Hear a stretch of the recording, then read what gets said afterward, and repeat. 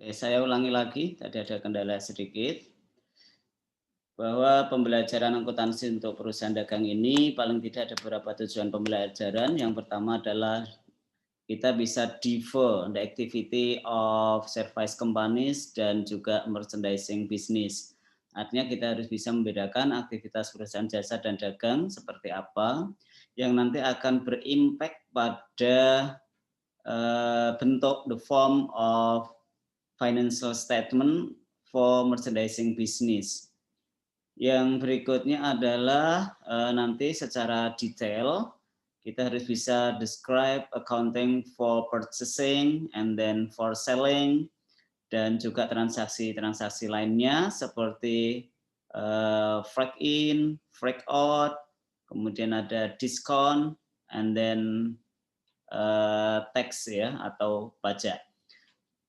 Kemudian juga kita harus bisa illustrate the characteristic ya, yaitu transaksi perdagangan yang berpasangan. Artinya satu transaksi itu melibatkan buyer dan seller.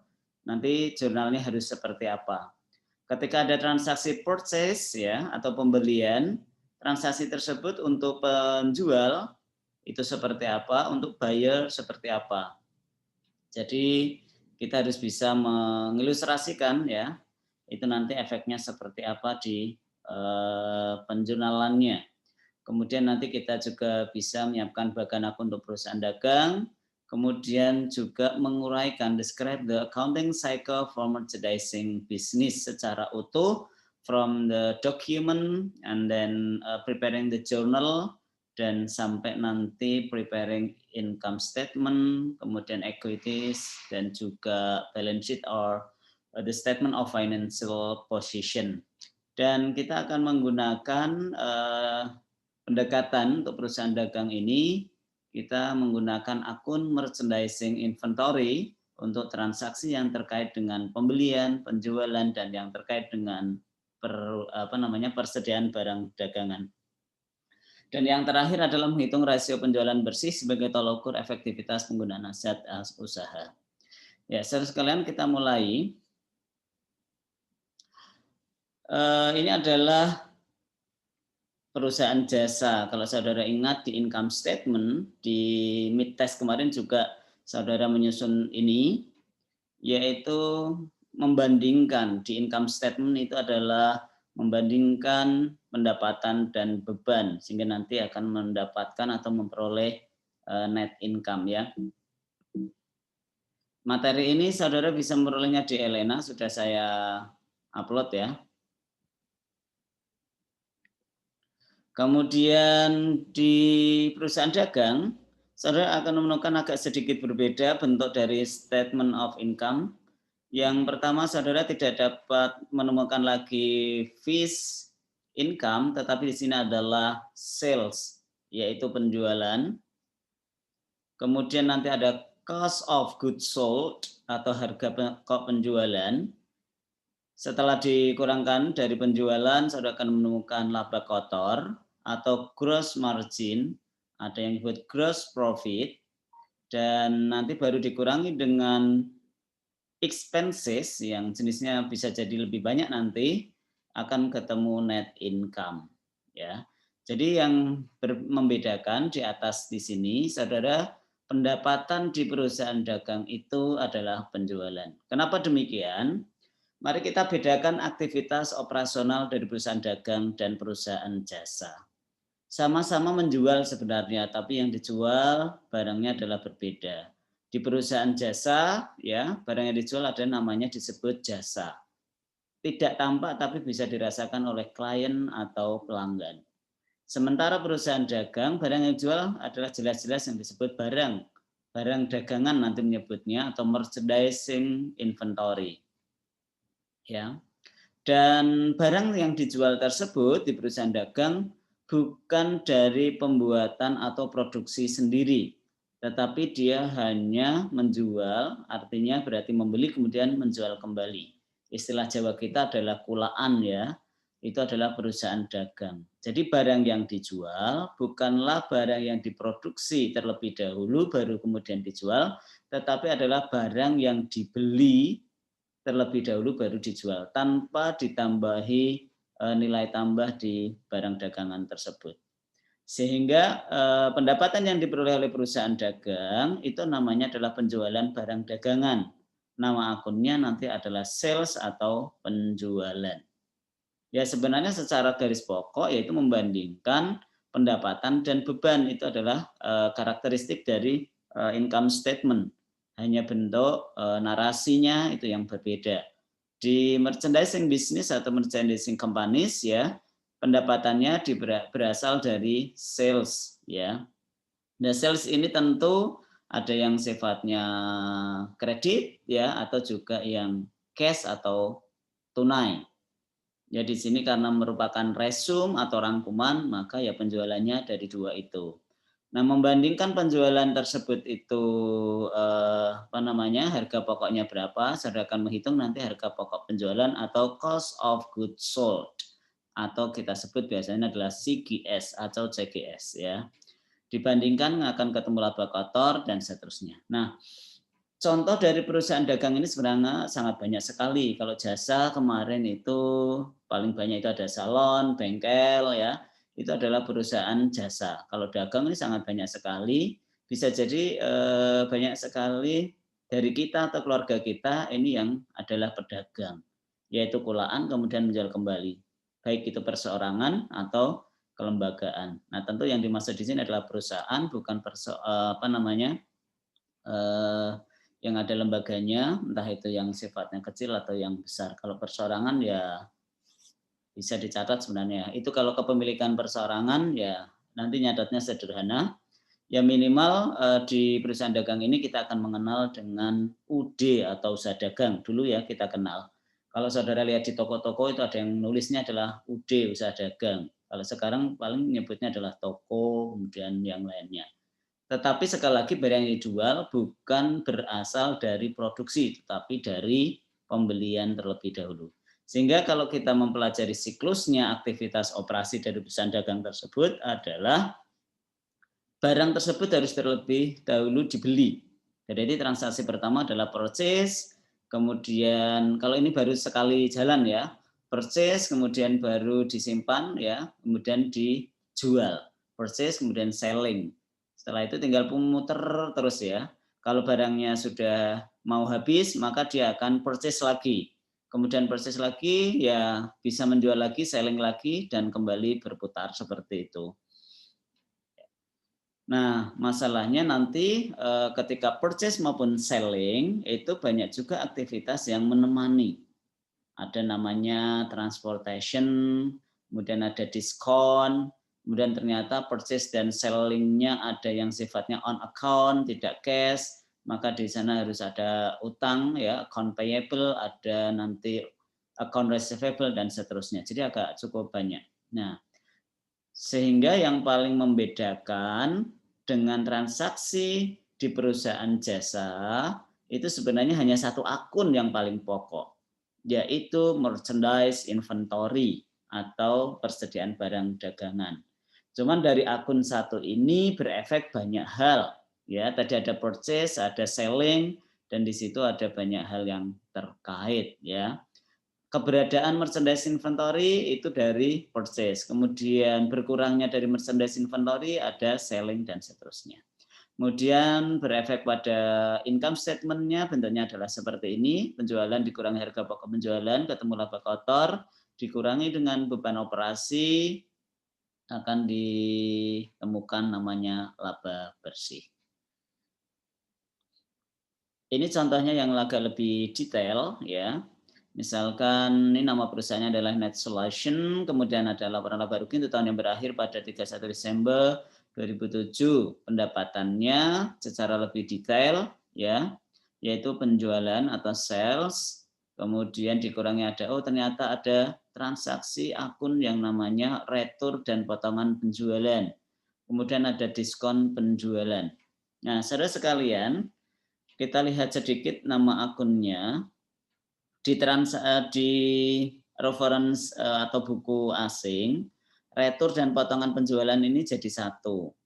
Tetapi yang kita kenal kalau potongan penjualan yang selama ini dipelajari di sekolah, biasanya potongan penjualan itu berdiri sendiri. Tapi di referensi ini, diskon penjualan itu sebenarnya adalah potongan penjualan, ya. Nanti agak sedikit berbeda nama akunnya. Kalau di akun reference atau buku asing, dia langsung nyebut retur dan potongan penjualan. Karena ketika retur itu berarti harus ada yang dikurangkan, ya ini jadi satu.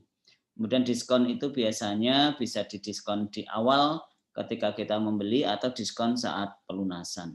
Nah ini yang dimaksud di situ ya.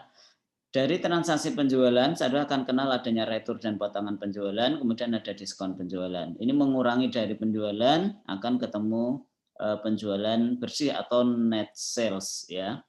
Kemudian harga pokok penjualan langsung ketemu 525305, ini contoh, dan ketemu laba kotor dikurangkan ya. Yang saudara mungkin sudah belajar terlebih dahulu kenapa harga pokok penjualannya langsung ya, sekali lagi. Selain itu, bahwa referensi asing seringnya adalah menggunakan pendekatan perpetual. Ya, nanti akan kita bahas setelah ini. Kemudian beban operasi biasanya dibagi jadi dua, ya. Marketing expense atau sales expense, selling expense ya. Kemudian juga ada administration expenses yang jenisnya bisa sangat beragam sekali. Ini contoh sederhananya. Setelah di total, beban operasi akan ketemu laba operasi. Kemudian kalau masih ada pendapatan dan beban lainnya, other income dan other expenses, seperti pendapatan sewa, kemudian ada beban bunga, maka akan ketemu laba bersih ya setelah belum pajak. Ini tentu before tax. Ini kalau menggunakan multiple step ya, yaitu yang lain-lain pendapatan atau bebannya ini dipisahkan. Itu berarti kita menggunakan income statement dengan bentuk multiple step atau multiple step. Tapi kalau hanya menggunakan satu ya berarti single step. Kemudian berikutnya ada harga pokok barang yang dibeli. Apa itu? Ketika kita melakukan pukulaan tadi ya, purchase ya, kadang kita juga ada namanya retur dan potongan pembelian. Kemudian ada diskon pembelian, kemudian ini pembelian bersih, ternyata ada transportasi masuk atau nanti akunnya adalah frag in, yaitu ketika kita membeli atau pukulaan itu kita harus menanggung namanya biaya transportasi. Kita pukulaan misalkan kita jualan alat olahraga nggak mungkin kan tiba-tiba datang sendiri tanpa ada namanya ekspedisi. Ini adalah harga pokok barang dibeli. Jadi kalau di laporan laba rugi tadi di awal, saudara lihat setelah adanya sales ya, tadi ada namanya cost of goods sold. Dan cost of goods sold ini nyarinya juga cukup panjang kalau kita menggunakan metode periodik. Tapi kalau menggunakan perpetual akan sangat cepat sekali.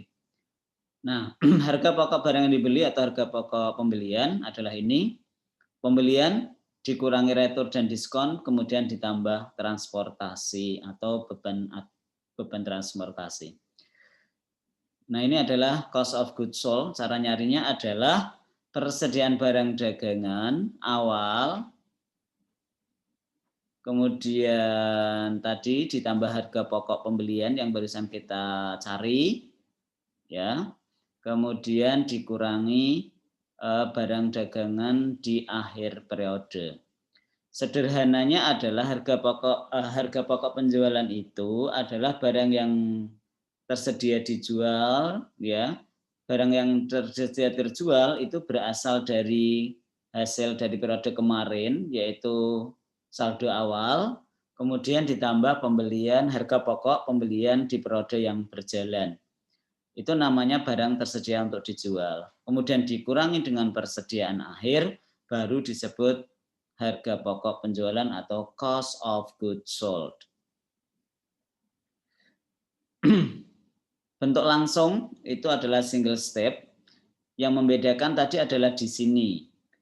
Bahwa pendapatan sewa, kalau penyajiannya dikelompokkan langsung ke pendapatan, itu namanya single step atau langsung ya. Tapi kalau tadi dipisah disendirikan di paling bawah paling akhir, kita menyebutnya adalah multiple step ya, atau bertahap. Ini beban bunganya juga langsung jadi satu dengan beban ya. Harga pokok penjualan, beban penjualan, administrasi ini dijadikan satu di kelompok beban. Ini namanya kita sebut langsung atau single step. Kemudian laporan ekuitas pemilik atau the statement of owner's equity, tidak ada perbedaan, sama cara penyajiannya, cara penyusunannya, modal awal ya, kemudian ada laba bersih dikurangi ketika ada withdraw atau prepay ya. Nanti akan ketemu kenaikan di periode yang berjalan, kenaikan atau penurunan. Kalau ini contohnya adalah kenaikan karena laba bersihnya lebih tinggi, lebih besar daripada withdraw atau prepay dari pemilik. Ya, ini kurang lebihnya sama untuk laporan ekuitas pemilik. Yang kemarin agak terlewat biasanya ada di baris ketiga ya. Ini adalah for year end ya, begitu, bukan per ya. Itu perbedaannya dengan the statement of financial position. Oke, neraca atau balance sheet atau the financial position statement tidak ada yang berbeda signifikan kecuali ada satu akun yang tadi sangat membedakan, yaitu merchandise inventory atau persediaan barang dagangan. Yang lainnya adalah sama bentuknya. Yang membedakan adalah adanya akun persediaan barang dagangan ya. Piutang usaha juga sama, account receivable ya. Kemudian di aset tetap juga saudara akan ketemu ada building and land, kemudian ada office supplies dan juga yang lainnya ya. Di liabilities ya itu juga saudara akan ketemu account payable, kalau ada wages payable, kemudian ada yang lainnya. Ya, sama kurang tidak ada perbedaan signifikan. Yang berbeda tadi adanya akun merchandise inventory. Nah, gara-gara akun tersebut kita akan mengenal dua pendekatan pencatatannya ya. Yang paling membedakan sekali lagi perusahaan jasa dan dagang tadi itu adalah keberadaan akun merchandise inventory. Nah, karena merchandise inventory ini adalah yang utama di perusahaan dagang, maka cara penjurnalnya seperti apa, pencatatannya seperti apa, pengakuannya seperti apa, penilaiannya seperti apa. Ini yang nanti dibahas secara khusus ya. Nanti ada namanya pokok bahasan inventory ya, tapi setelah kita mempelajari secara utuh accounting cycle for merchandising business ya. Nah, secara sekilas kita akan mengenal dua metode atau dua pendekatan, yaitu periodik dan perpetual. Tapi nanti yang akan saya pakai terlebih dahulu nanti kalau tidak salah di slide ini adalah perpetual. Di metode yang pertama, metode periodik, yaitu metode untuk menentukan harga pokok barang yang dijual dan nilai persediaan barang dagangan. Dalam metode ini, catatan persediaan tidak menunjukkan nilai barang dagangan yang tersedia untuk dijual dan nilai barang dagangan yang terjual selama periode tersebut. Jadi akun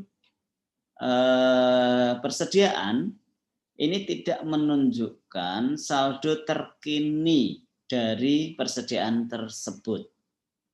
Ya, yang terkini, yang tersedia untuk dijual juga tidak menunjukkan hal itu dan juga tidak menunjukkan yang terjual itu berapa. Yang kalau nilai barang dagangan yang terjual itu artinya adalah harga pokok penjualan ya. Kemudian yang tersedia itu juga enggak. Jadi akun persediaan barang dagangan kalau menggunakan metode periodik dia hanya menunjukkan bahwa persediaan saat itu berdasarkan catatan adalah berapa dan biasanya mencatatnya ada di awal dan di akhir. Ketika persediaan akhir nanti akan menjadi persediaan awal periode berikutnya. Di samping metode periodik ada perpetual. Dalam metode ini setiap pembelian dan penjualan barang dagangan dicatat dalam akun persediaan dan akun harga pokok penjualan. Nilai barang dagangan tersedia untuk jual, nilai barang dagangan dijual secara kontinu disajikan di catatan persediaan. Jadi berbalik dari metode periodik, di metode perpetual ya, akun persediaan barang dagangan ini menunjukkan yang mestinya yang terkini ya. Kalau ada pembelian langsung menggunakan akun merchandise inventory. Ketika ada penjualan, merchandise inventory langsung berkurang. Ketika ada retur atau diskon juga itu langsung menambah atau menambah dari merchandise inventory tersebut. Termasuk ketika ada freight in ya atau beban angkut pembelian itu juga langsung menambah merchandise inventory. Jadi semuanya tercatat di satu akun merchandise inventory ini dan pasangannya adalah langsung cost of goods sold atau harga pokok penjualan. Sehingga nanti ketika menyusun laporan laba rugi itu kita tidak repot-repot menghitung harga pokok penjualan. Tetapi akun harga pokok penjualan tersebut langsung bisa digunakan sebagai pengurang penjualan. Ya, ini manfaat dari metode perpetual. Kita di penyusunan laporan laba rugi tidak akan merepotkan penentuan harga pokok penjualan karena setiap ada transaksi yang terkait pembelian dan penjualan barang dagangan langsung menggunakan akun merchandise inventory dan cost of goods sold. Oke, itu adalah penjelasan sekilas terkait dengan pencatatan, metode pencatatan dari merchandise inventory. Kita akan tadi sudah mengenal namanya perpetual dan periodik. Dan ternyata nanti secara khusus, secara detail lagi, akan lebih rinci lagi, ternyata masing-masing pendekatan itu nanti akan ada teknik pencatatannya lagi, perhitungannya lagi. Ya, tapi ini tidak kita pelajari saat ini, tapi nanti di pokok bahasan inventory. Oke, kita mulai dari transaksi penjualan. Ini sudah menuju ke jurnal ya. Setelah kita paham atau memahami tadi perbedaan transaksi dari jasa dan dagang, kemudian imbasnya ke laporan laba rugi, kemudian tadi pencatatan di merchandise inventory, maka kita berikutnya langsung bisa mempelajari terkait transaksi-transaksi yang ditemukan di perusahaan dagang ini. Jadi yang akan kita pelajari hari ini adalah penjurnalsan jurnal dari transaksi yang ada di perusahaan dagang yang berbeda. Kalau yang sama dengan perusahaan jasa, tidak akan saya sampaikan lagi seperti membayar beban, kemudian apalagi ada utang gaji, dan seterusnya nanti kurang lebihnya sama dengan di perusahaan jasa. Tetapi yang berbeda adalah terkait dengan adanya merchandise inventory sampai merchandise inventory itu terjual.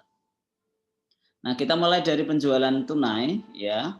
Transaksinya adalah pada tanggal 3 Januari suatu perusahaan menjual persediaan senilai 1.800 secara tunai. Ya, kita tidak akan melakukan identifikasi secara lebih detail. Kita langsung mencatatnya di kolom tanggal, tentu di sini ada tulisan 3 Januari, maka Januari 3. Kemudian uraiannya kalau terkait dengan ini menjual ya. Kalau tunai berarti ada yang namanya kas dan penjualan sebesar 1.800 kalau tidak salah begitu nanti ya. Kita lihat.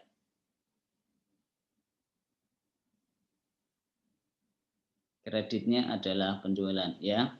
Kas penjualan sebesar harga jual dari persediaan tersebut.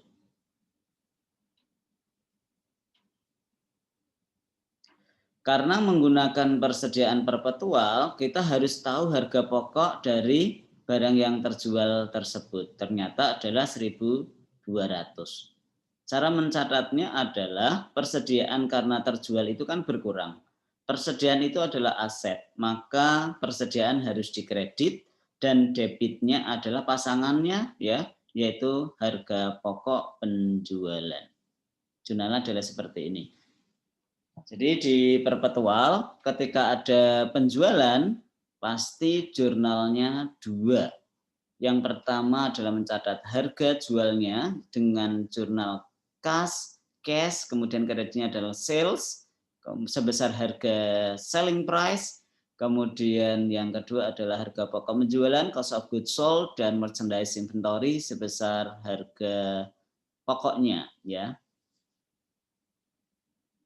Oke, jadi ketika ada penjualan always ya, di perpetual itu ada 2 jurnal, saudara harus tahu harga jual dan harga pokoknya. Kemudian ternyata ketika penjualan tunai ini ya menggunakan kredit card atau sejenis itu sehingga ada namanya biaya. Nah, di perusahaan-perusahaan dagang yang besar itu sudah menggunakan mesin ya, alat bantu agar tidak secara tunai dalam artian uang yang lembaran atau apa namanya uang lembar ya, tetapi pakai uang elektronik sehingga ada biaya yang harus dibayar. Kami tinggal bayar ya beban kartu kredit, kreditnya adalah kas ya. Bisa debit card, bisa kartu kredit dan seterusnya. Kalau saudara sering belanja secara apa namanya online itu juga ada bantuan kredit card. Kemudian kalau di apa namanya Lotemat, kemudian ada Superindo itu kan juga demikian ya. Lebih baik menghindari menggunakan uang tunai karena tingkat keamanannya, tingkat ketepatannya itu juga berbeda. Ya, menghitung manual dan mesin itu juga berbeda. Itu keuntungan kalau menggunakan kartu kredit atau debit card dan seterusnya. Ini biasanya ada biaya yang harus dibebankan. Kemudian bagaimana kalau penjualan kredit? Ya, kalau penjualan kredit ya tentu tidak cash di debit tetapi adalah account receivable atau piutang usaha, kreditnya sales atau penjualan sebesar selling price, kemudian ternyata sudah disediakan harga pokoknya adalah 280. Ini adalah cost of goods sold atau harga pokok penjualan, kreditnya merchandise inventory atau persediaan barang dagangan. Mari kita lihat sebesar harga jualnya yaitu piutang usaha, kemudian kreditnya adalah penjualan. Piutang usaha itu adalah account receivable, penjualan itu adalah sales ya, sebesar harga jual atau selling price. Dan jurnal yang kedua adalah sebesar harga pokok yaitu harga pokok penjualan, kreditnya persediaan barang dagangan. Atau cost of goods sold dan kreditnya adalah merchandise inventory sebesar harga pokoknya ya. Jadi penjualan baik kredit maupun tunai itu pasti 2 jurnal. Harga jual dan harga pokok. Nah, bagaimana ketika ada diskon penjualan ya, kita mencatatnya. Istilah yang digunakan untuk menyatakan kapan barang dagangan harus dilakukan disebut syarat kredit. Sekali lagi diskon penjualan yang dimaksud di sini adalah potongan penjualan yang sering kita kenal, yaitu ketika ada penjualan kredit, kemudian ada syarat kreditnya, kemudian ketika periode kredit tersebut sudah belum selesai tapi kita bisa melunasi, itu biasanya ada namanya potongan penjualan. Tapi di istilah di sini adalah diskon penjualan, itu sama. Syarat kredit itu adalah untuk menyatakan kapan pembayaran dengan dilakukan tersebut, kemudian waktu membayarnya itu disebut periode kredit ya. Syarat kredit itu berarti kita akan ketemu N10 2 kayak gitu ya nih. Contohnya adalah 2/10 N30. Artinya periode kreditnya adalah 30 hari. Ya, yang dimaksud periode kredit ini di sini 30 hari, tetapi akan memperoleh diskon ketika pembayarannya adalah maksimal 10 hari. 2/10 N30 ya. Dan inputnya adalah berarti kalau hari ini tanggal 1, berarti ngitungnya bisa 2, 3, 4, 5, 6, 7, 8, 9, 10 ya, berarti tanggal 11 adalah terakhir untuk memperoleh diskon penjualan.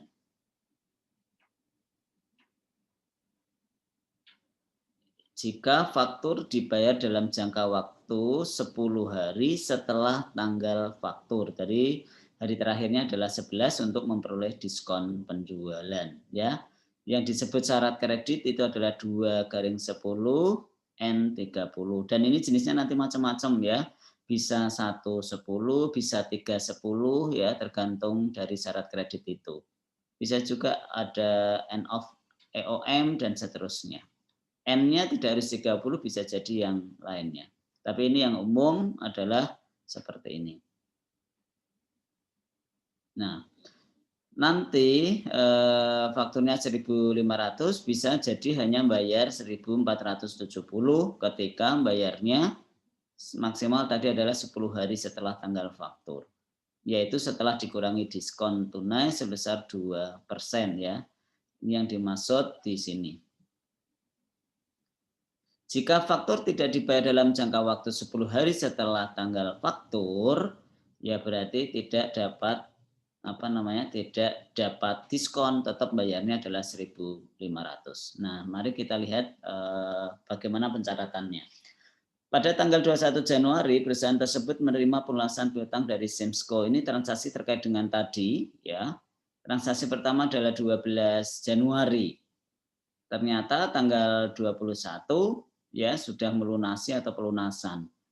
Ini kalau kita hitung secara cepat ini hanya berjarak 9 hari, itu artinya memperoleh periode diskon sebesar 2%. Cara mencatatnya adalah di debit kas, kemudian diskon penjualan, dan kreditnya piutang. Nah, ini adalah diskon penjualan, itu artinya kita memberikan potongan agar debitur kita itu bisa lebih cepat membayar ya. Kalau kelamaan itu kekhawatirannya adalah piutang tersebut tidak terbayar. Maka untuk memantik ya para debitur untuk segera melunasi, maka ada namanya diskon penjualan, itu manfaatnya. Kas, diskon penjualan, piutang usaha. Piutangnya 510, kemudian diskonnya adalah 2% kali 510, yaitu 10,2, dan seterusnya. Itu yang diterima hanya 499,8. Nah, bagaimana berikutnya transaksi retur dan potongan penjualan? Ada kalanya penjualan yang kita lakukan, ya barang yang ada itu dikembalikan ke pemasok, atau yang barang yang kita jual itu dikembalikan lagi oleh pembeli. Kenapa? Ya bisa jadi tidak sesuai dengan spek, rusak karena kesalahan ekspedisi, dan seterusnya. Sehingga ketika barang itu dikembalikan, maka terdaftar saat ini akan dapat namanya potongan penjualan. Jadi sekali lagi sedikit perbedaan konsep di literatur asing ini, retur dan potongan itu jadi satu. Kemudian yang kedua tadi namanya diskon penjualan. Nah, bagaimana pencatatannya? Mari kita lihat ya. Misalkan pada tanggal 13 Januari ada nota kredit yaitu barang dagang yang dikembalikan lagi. Barang yang kita jual ternyata dikembalikan dengan harga jual 225 dan harga pokok 140. Yaitu dengan cara mendebit retur dan potongan penjualan, kemudian kreditnya adalah piutang usaha, ya piutangnya ini karena tadi kredit ya, maka piutangnya berkurang, debitnya adalah retur potongan penjualan, dan yang kedua, jurnal yang kedua yaitu sebesar harga pokoknya, jangan lupa persediaannya kan balik lagi, maka harus didebit, kemudian dikredit adalah harga pokok penjualan sebesar harga pokok. Jadi di retur dan potongan penjualan ada dua jurnal ya. Yang pertama adalah retur dan potongan penjualan kreditnya piutang usaha, kemudian di debit persediaan barang dagangan harga pokok penjualan. Sekali lagi pendekatan yang kita gunakan dari tadi itu adalah perpetual. Apapun yang terkait dengan persediaan adalah langsung dicatat menggunakan akun merchandise inventory atau persediaan barang dagangan. Oke, sampai di sini ada yang mau bertanya? Silakan.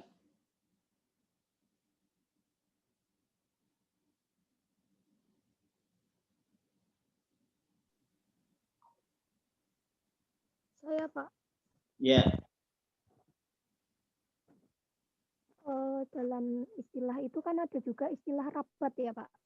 Apa? Bedanya perbedaan istilah rabat dengan diskon dalam penerapannya, Pak.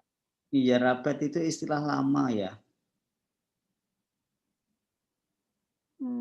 Kalau di akunnya itu berarti nanti itu apa, Pak?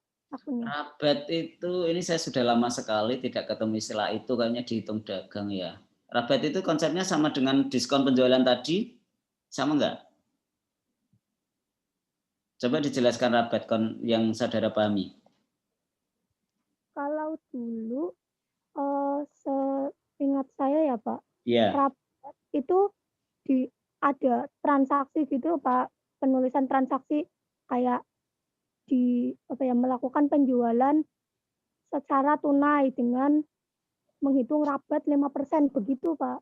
ya itu namanya apa ya? Diskon tunai ya. Itu nanti saudara akan ketemu rabatnya langsung mengurangi harga pokoknya atau tidak. Sehingga nanti ada namanya pendekatan mau pakai gross atau pakai net.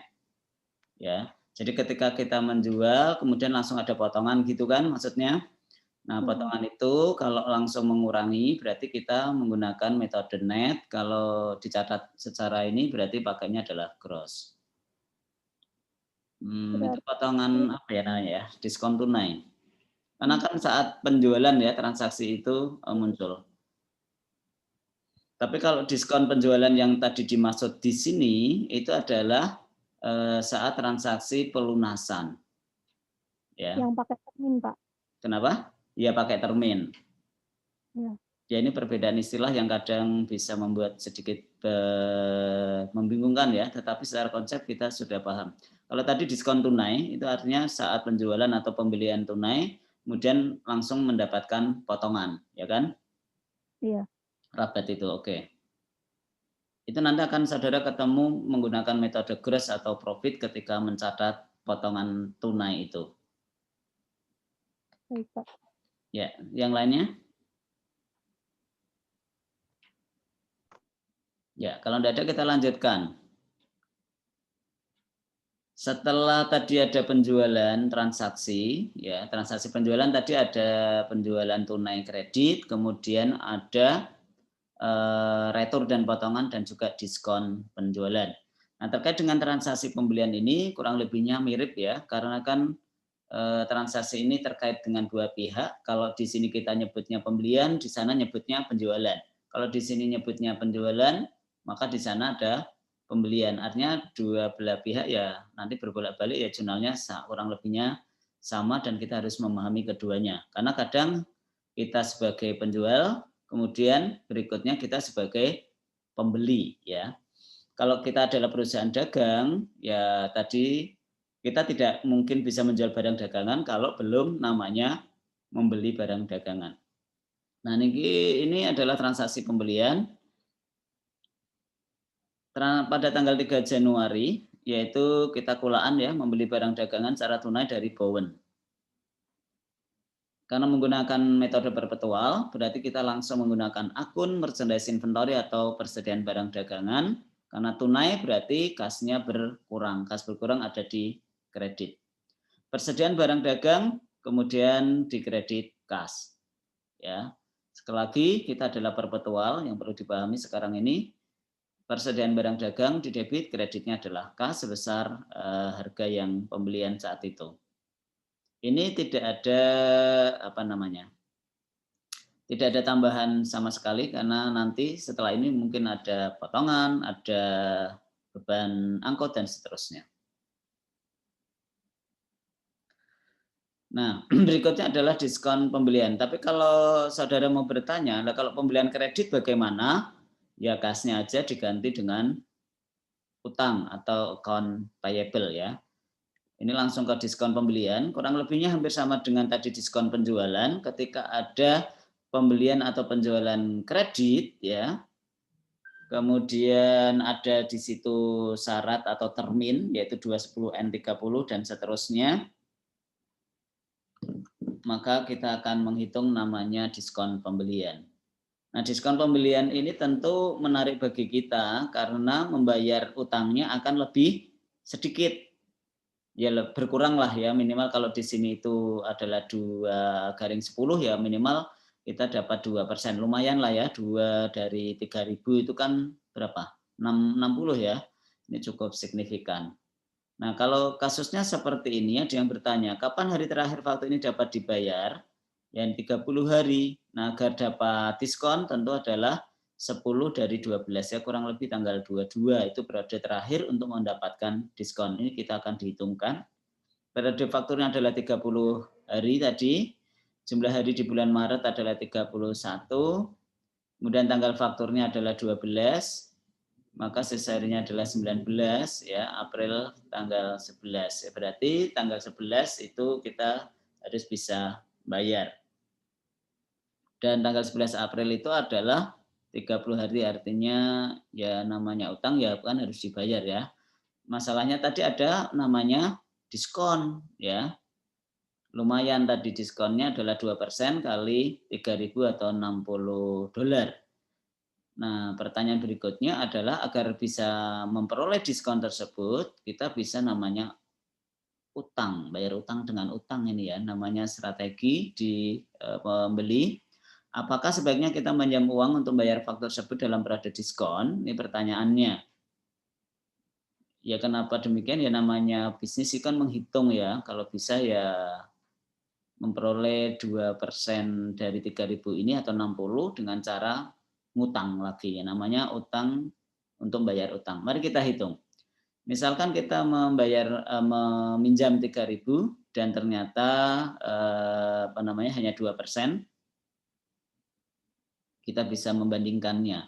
Diskonnya tadi 60, bunga untuk 20 hari pada tingkat 6% adalah 9,8. Artinya kita masih bisa untung ya dari ketika memperoleh diskon 60 dengan cara mengorbankan bayar bunga sebesar 9,8. Maka kita harus utang agar bisa membayar utang tersebut ya, agar tadi bisa memperoleh atau memanfaatkan diskon. Nah, ya, kemudian bagaimana kita ini pembelian kredit transaksinya ini dari awal contoh diskon pembelian. Diskon pembelian ini muncul karena ada pembelian secara kredit atau on account ya. Persediaan barang dagang di debit, kemudian kreditnya adalah account payable atau utang usaha. Jika kembali dilakukan tanggal 22 Maret, net solution mencatatkan sebagai pengurangan dari barang dagangan. Ternyata di tanggal 22 Maret ya membayar, utang usahanya berkurang, kemudian kreditnya kas dan persediaan barang dagang ini 60. Nah, kenapa muncul akun persediaan? Ini adalah diskon pembelian. Jadi mencatat diskon pembelian di metode perpetual adalah langsung menggunakan akun persediaan barang dagangan. Ya, hati-hati di sini ketika ada diskon pembelian ya, atau yang saudara mungkin kenal di literatur sebelumnya adalah potongan pembelian, ini langsung menggunakan akun persediaan barang dagangan. Sebesar diskon tersebut berapa? Jika net solution tidak membayar faktur tersebut pada tanggal April, maka utangnya penuh yaitu 3.000. Utang usaha kreditnya kas sebesar 3.000, tidak ada diskon. Berikutnya yang terkait dengan pembelian adalah retur dan potongan pembelian. Retur pembelian seperti tadi yaitu pengembalian secara aktual dari barang yang rusak atau yang tidak memenuhi spesifikasi pesanan, maka harus dikurangi atau disebut namanya potongan pembelian ya. Ketika barang dagang cacat atau yang salah kirim disimpan oleh si pembeli dan memberikan penyesuaian harga, maka disebut potongan pembelian. Contohnya adalah seperti ini, Solution menerima pengiriman dari Maxim System dan memutuskan bahwa barang senilai 900 bukan barang yang dipesan, ada nota debit nomor 18 dikirimkan ke Maxim System. Dan jurnalnya adalah seperti ini. Sama dengan diskon pembelian tadi, langsung menggunakan akun persediaan barang dagangan. Jadi pengurang dari harga pokok barang dagangan tersebut ya, sehingga persediaan barang dagangannya dikredit dan utangnya menjadi berkurang sebesar itu tadi. Ini rusak ya. Pada tanggal 2 Mei Net Solution membeli barang dagang senilai 5.000 ya. Membeli berarti di debit persediaan barang dagangan, kreditnya utang. Dengan syarat 210 N30 ini kredit.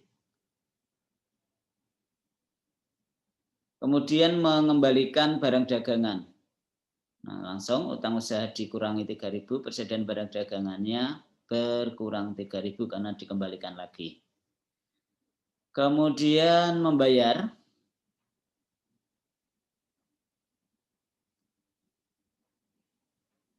Kenapa utang usahanya 2.000? Ya karena tadi membeli 5.000, returnya 3.000, berarti kan utangnya tinggal 2.000. Nah 2.000 ini ternyata masih ada diskon, yaitu 2%, yaitu sama dengan 40. Diskon pembelian, retur dan potongan tadi menggunakan akun langsung, persediaan barang dagangan di kredit. Ini dari mana, kenapa ketemu 40 ya? Karena tadi pembelian pertama kan 5.000, kemudian ada retur 3.000, kemudian di sini ada pelunasan sehingga mendapatkan diskon pembelian, dan retur dan potongan diskon pembelian ini langsung menggunakan akun persediaan barang dagangan. Dan berikutnya ternyata ada beban angkut atau ongkos angkut atau freight in ya, dan saudara akan kenal namanya FOB shipping point, dan yang kedua nanti adalah FOB apa yang satunya, destination. Ketika FOB shipping point, pembeli membayar ongkos angkut dan mendebit persediaan barang dagangan. Tulisannya shipping point berarti kan kepemilikan beralih ke pembeli pada titik pengiriman. Jadi mulai dari barang dikirim itu, barang tersebut adalah milik pembeli sehingga dia harus membayar namanya beban pengiriman. Nah, namanya shipping point ya. Kalau di shipping point pembeli ya, sekali lagi ongkos angkutnya ditanggung oleh pembeli atau kita sebut beban angkut pembelian. Dan akun yang digunakan karena perpetual langsung menggunakan persediaan barang dagangan. Di FOB shipping point ini hak kepemilikan langsung beralih ke pembeli pada saat titik pengiriman. Titik pengiriman kan berarti ada di penjual ya, langsung karena beban angkutnya ditanggung oleh pembeli. Caranya adalah seperti ini, kita transaksi pembelian dan menggunakan shipping point, ada ongkos angkutnya 50. Secara kredit FOB shipping point. Pembelian barang dagangan berarti persediaan barang dagangan, kreditnya adalah utang usaha untuk mencatat $900 ini. Kemudian untuk mencatat yang 50 berarti persediaan barang dagangan, kemudian kreditnya adalah kas karena membayar. Kalau yang 900 ini kan kredit ya. Yang ongkos angkut adalah tunai. Harusnya. Coba kita lihat apakah benar. Persediaan barang dagangan, utang usaha 900, oke. Kemudian yang kedua, ongkos angkut persediaan barang dagangan, kreditnya adalah kas ya. Jadi beban angkut pun langsung menggunakan akun persediaan barang dagangan. Sekali lagi kenapa? Karena kita menggunakan perpetual. Nah, yang kedua adalah FOB destination. Penjual membayar ongkos pengiriman. Hak kepemilikan beralih ke pembeli ketika barang tiba di tempat tujuan. Ya, ini bedanya seperti itu. Kepemilikannya berpindah ketika barang itu tiba. Kalau tadi FOB shipping point, dari sini itu sudah menjadi hak milik dari pembeli. Maka di FOB destination sekali lagi penjual. Nah, karena penjual yang membayar, apakah pembeli akan mencatat biaya transportasi tersebut? Mari kita lihat.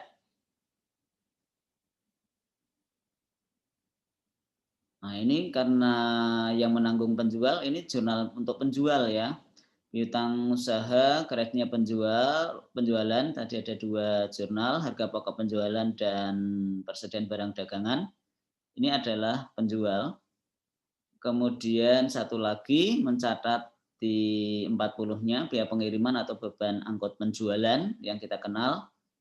Nah, maka ketika menggunakan FOB destination untuk pembeli tidak melakukan penjurnalan untuk beban angkutnya karena yang menanggung adalah penjual dan penjual adalah biaya pengiriman, kreditnya kas ya. Jadi pembeli tidak menjurnal $40 ini. Pembeli hanya mencatat kalau ini kita sebagai pembeli, maka kita hanya mencatat 700 ini, yaitu sebagai persediaan barang dagangan, kreditnya adalah account payable atau utang usaha. Berikutnya ada transaksi pajak penjualan, ya PPN. PPN itu N-nya kecil ya di sini, bukan PPN N-nya besar. Kalau PPN N-nya besar itu adalah pajak pertambahan nilai, kalau tidak salah. Pada tanggal 12 Agustus menjual barang dagangan sekredit ya, kemudian 100 dengan pajak sebesar 6%. Langsung ditambahkan piutangnya, kemudian utang pajak penjualan. Ini bagi penjual ya. Piutang usahanya 106, penjualannya 100, kemudian utang pajak penjualan. Kemudian pada tanggal 15 pajak tersebut dibayar.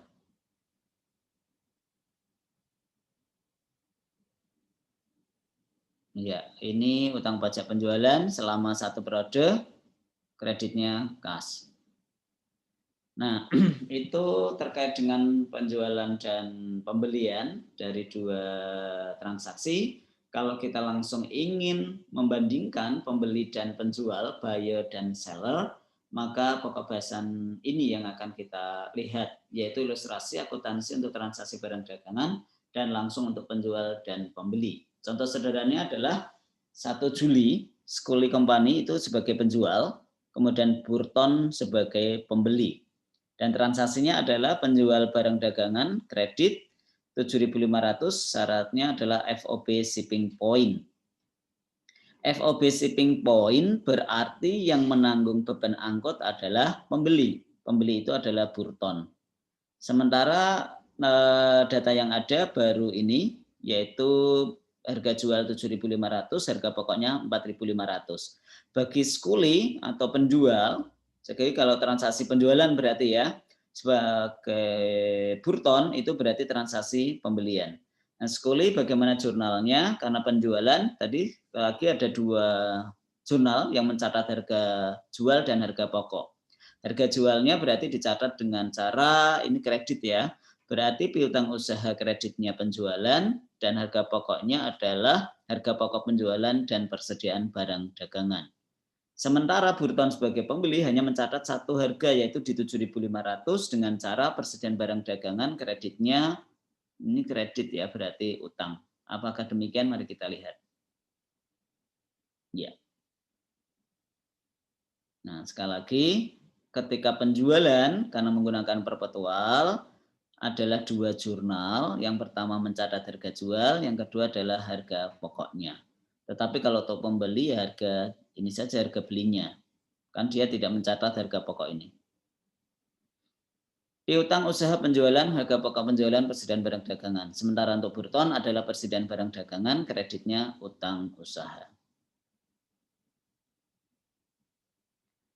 Kemudian karena ini tadi shipping point berarti yang menanggung beban angkut adalah pembeli atau Burton ya. Maka jurnalnya yang membuat adalah Burton, sementara Scully harusnya tidak. Ya, ini tidak di jurnal. Burton adalah persediaan barang dagangan, kreditnya kas. Kenapa langsung menggunakan persediaan barang dagang? Karena kita menggunakan perpetual. Kemudian Scully menjual lagi secara kredit, shipping point. Apakah ini sama? Ini beda angkanya. Seperti tadi ya, kalau Scully sebagai penjual, maka ya ini karena kredit berarti piutang penjualan, kemudian harga pokok penjualan dan persediaan barang dagangan, yang satu harga jual, satunya harga pokok. Sementara Burton ya sama ya, yaitu persediaan barang dagangan, kreditnya utang. Ini 2 transaksi yang sama dan langsung bisa dicatat oleh 2 belah pihak. Kemudian Scully bayar biaya transportasi, ini karena shipping point. Tapi kok Scully yang bayar ya? Ini ternyata sangat mungkin terjadi karena penjualnya baikan ya.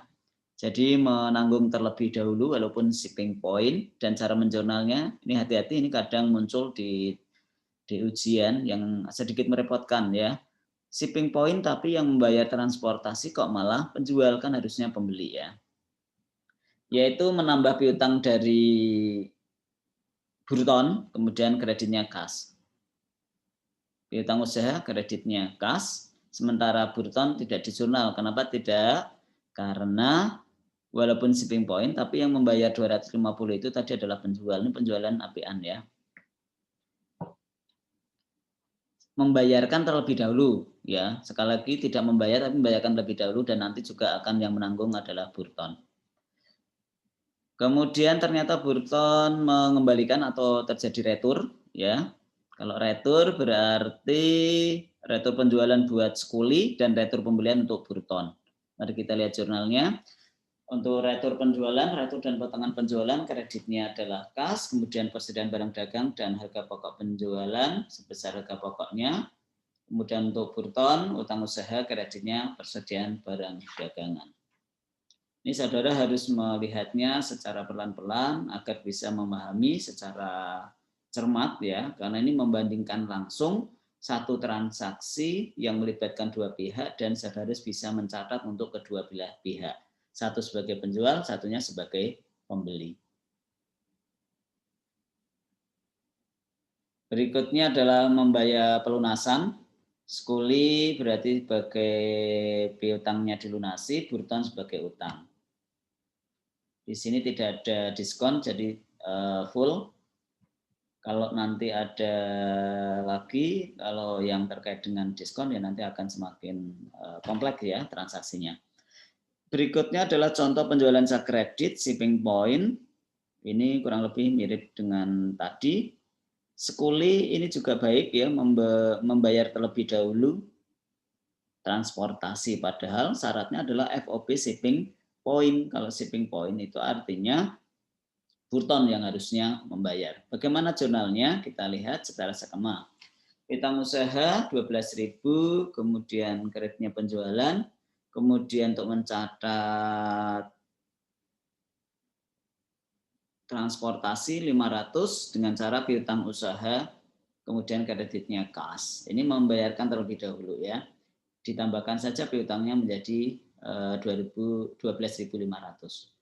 Kemudian untuk Burton adalah persediaan barang dagangan, kreditnya adalah utang usaha 12.500 kan jadinya, karena yang 500 tadi untuk transportasi.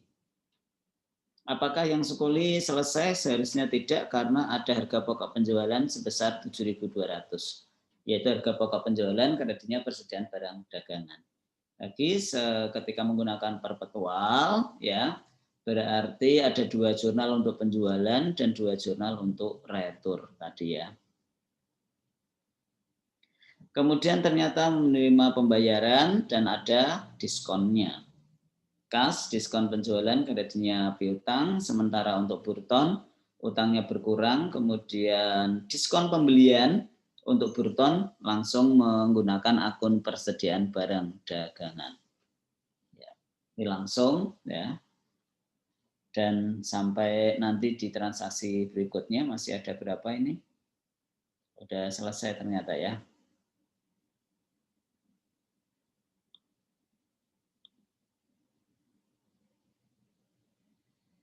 Setelah semuanya tercatat, ya, saudara nanti akan menemukan akun persediaan barang dagangan di bagian aset yang sedikit membedakan. Utang dan piutangnya kalau masih menggunakan account payable dan account receivable ya tidak masalah. Kadang saudara juga dikenalkan dengan namanya utang dagang karena atau piutang dagang karena transaksi yang terkait di perusahaan dagang agar berbeda. Kemudian yang membedakan lagi apa? Enggak ada ya, hanya di persediaan barang dagangan saja bagian akunnya.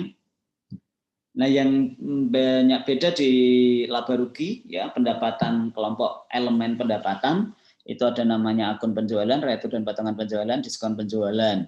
Kalau ini kurang lebihnya sama. Sementara biaya dan beban untuk kelompok ini ada harga pokok penjualan yang membedakan ya dengan perusahaan jasa. Duh, kok nggak ada pembelian dan seterusnya, sekali lagi ini menggunakan metode perpetual ya. Namun demikian di akhir periode kadang masih juga terdapat perbedaan. Seharusnya di akhir periode karena mencatatnya persediaan itu membeli juga dicatat, menjual dicatat, retur dicatat, harusnya tidak ada perbedaan antara catatan dan fisik. Namun demikian ternyata di akhir kadang masih terdapat perbedaan. Maka ada namanya penyesuaian untuk persediaan barang dagangan ya, walaupun menggunakan metode perpetual. Caranya bagaimana? Ini kasusnya adalah seperti ini. persediaan tersedia untuk dijual di akunnya adalah 63950, ternyata di fisiknya hanya 62150. Kita ngikuti yang catatan atau fisik?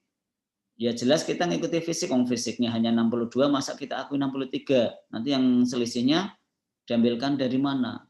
Yang pasti bisa dijual kan hanya ini 62 ya. Maka perlu penyesuaian, yaitu catatan persediaan itu 63 dikurangi 62150, berkurangnya persediaan sebesar 1.800 dengan cara persediaan barang dagangannya dikredit karena berkurang, di debitnya adalah harga pokok penjualan. Jadi walaupun menggunakan perpetual, tapi masih memungkinkan terjadi penyesuaian untuk barang dagangan. Karena apa tadi? Ya, di catatan dan di kondisi fisik masih sangat mungkin terjadi perbedaan. Walaupun catatan tersebut sudah ketika berkurang atau bertambah barang dagangan sudah digunakan untuk mencatatnya. Tapi ya tadi, terkadang kondisi fisiknya juga berbeda, entah itu karena rusak, karena catat, dan seterusnya, atau hilang, atau terkena dampak yang musibah lainnya. Kemudian yang terakhir adalah kita bisa menghitung rasio penjualan bersih terhadap aset, ya.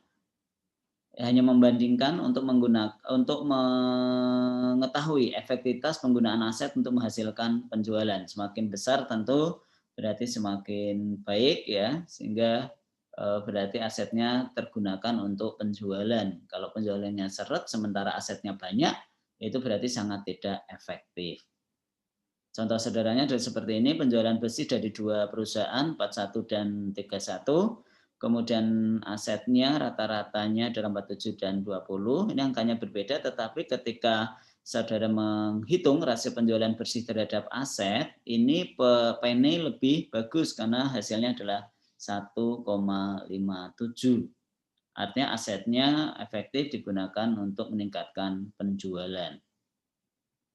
Selesai, saudara sekalian, itu terkait dengan penjelasan di persediaan barang dagangan, ya saudara sekalian. Maka berikutnya kalau ada yang mau bertanya, dipersilakan.